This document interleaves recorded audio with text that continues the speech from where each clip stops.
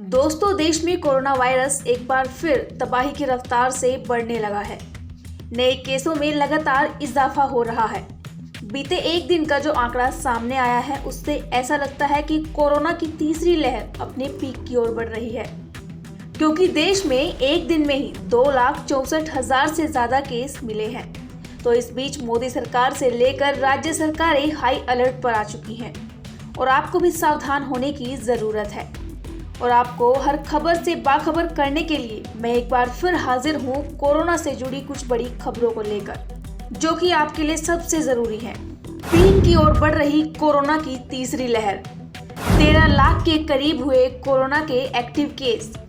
दोस्तों, देश भर में जानलेवा कोरोना वायरस की रफ्तार बेकाबू होती नजर आ रही है। तो कोरोना का सबसे खतरनाक वेरिएंट ओमिक्रॉन के मामले भी अब तेजी के साथ बढ़ रहे हैं।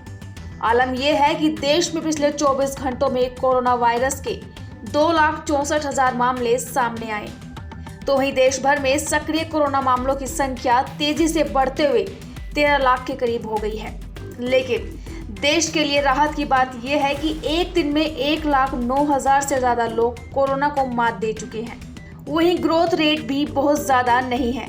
हालांकि इसी दौरान देश में ओमिक्रॉन वेरिएंट के कुल मामले 5,700 से ज्यादा मिल चुके हैं। ये वेरिएंट देश के लगभग 27 राज्यों में अपने पैर पसार चुका है।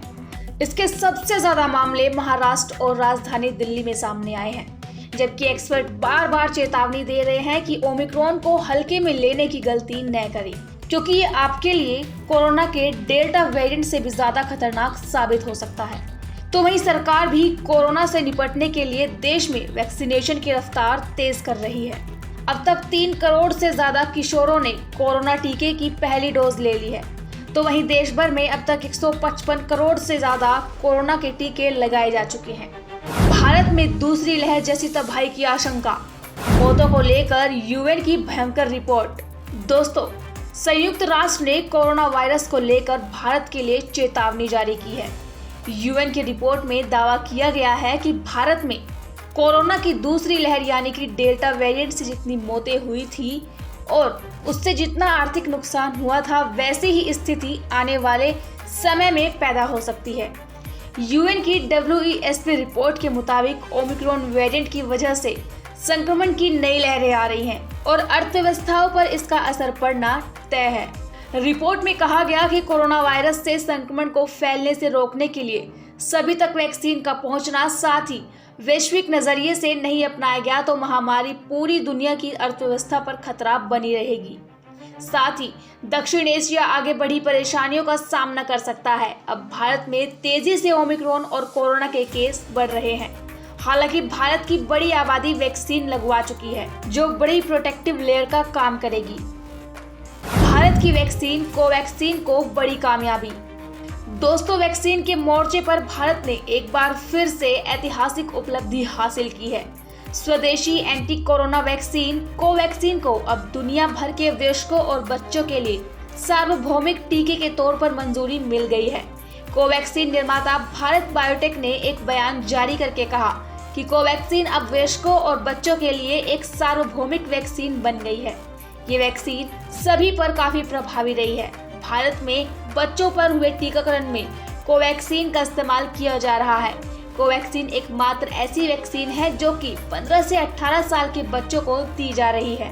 शहरों के बाद गांवों पर टूटा कोरोना का कहर। जिस तरह से कोरोना महामारी एक बार फिर से देश को अपनी चपेट में ले रही है, उसे देखकर एक्सपर्ट से लेकर वैज्ञानिक तक हैरान है। अब ये संक्रमण शहरी इलाकों के बाद ग्रामीण इलाकों में तेजी से फैल रहा है। पिछले एक सप्ताह के दौरान ग्रामीण इलाकों में संक्रमण के मामलों में काफी तेजी देखने को मिली है। इस साल की शुरुआत की बात करें तो शहरी इलाकों मुंबई, दिल्ली, चेन्नई, कोलकाता में 50% संक्रमण के मामले मिले, लेकिन अब इनमें कमी देखने को मिल रही है और ये संक्रमण अब 35% पर आ गया है।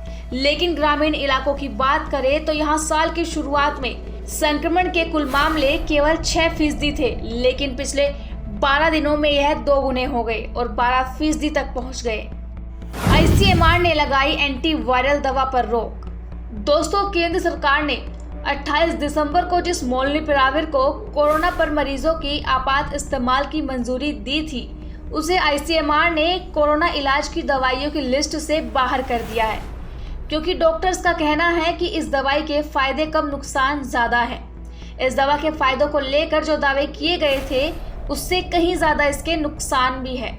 कोरोना की तीसरी लहर में ज़्यादातर संक्रमितों में हल्के लक्षण दिख रहे थे, जो कि घर पर ही ठीक हो सकते हैं। पहले मोलनुपिराविर को जादुई दवा बताया जा रहा था, अब इस दवा की हवा निकल चुकी है, लिहाजा इसका इस्तेमाल रोकने के आदेश दे दिए गए हैं। WHO ने कोरोना की 2 दवाइयों को दी मंजूरी।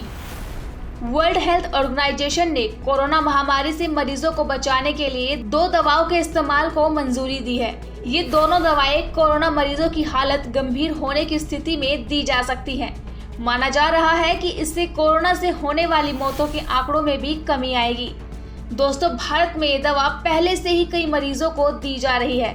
वर्ल्ड हेल्थ केयर वर्कर और डॉक्टर संक्रमित होने के पहले दिन ही मोनोक्लोनल एंटीबॉडी इंजेक्शन लेकर कोरोना का इलाज करवा रहे हैं। हालांकि एंटीबॉडी से इलाज थोड़ा महंगा है। इस दवा को लेने के 4-5 दिन बाद के अंदर ही मरीज कोरोना का नेगेटिव हो जाता है। WHO ने जिस दवा को मंजूरी दी है, उनमें से एक है बेरिसिटिनिब। ये दवा गठिया यानी रूमटाइड आर्थराइटिस के इलाज में प्रयोग की जाती है। ये कोरोना के गंभीर मरीजों को वेंटिलेटर पर जाने से बचाती है। दूसरी दवा में कोविड मरीज को मोनोक्लोनल एंटीबॉडी दवा सोंट्रोविमैब देने की सलाह दी गई है। यह उन मरीजों के लिए कारगर साबित होगी जिनकी हालत गंभीर नहीं है, लेकिन वो हाई रिस्क मरीज हैं। कोरोना वायरस पर हुआ एक और बड़ा खुलासा। क्या लीवर को नहीं होता है कोई ज़्यादा नुकसान?